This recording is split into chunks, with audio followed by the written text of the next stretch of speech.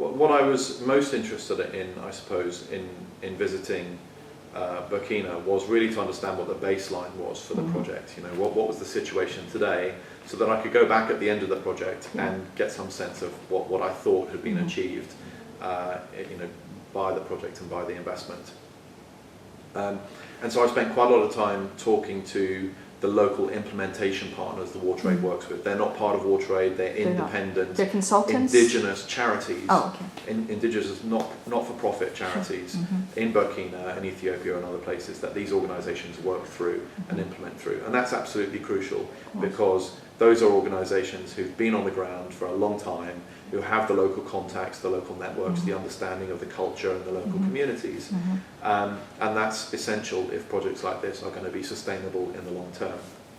So that was one element. And the other element was talking to the local communities and the leaders of the local communities about how projects like this were going to be sustainable in the long term.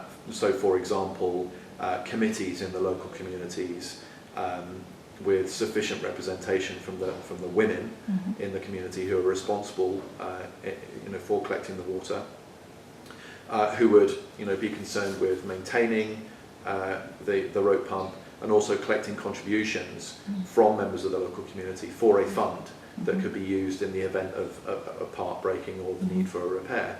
And so those kinds of systems and processes are as important, if not more important, to the project than, you know, the technology, the initial implementation. Having the capital to install something is only part of the problem, you know, part of the solution. If an installation is made as not appropriate for the local community and the needs, and there aren't systems and processes in place to maintain it over time, then these projects can be very short-lived and the impact can be very limited.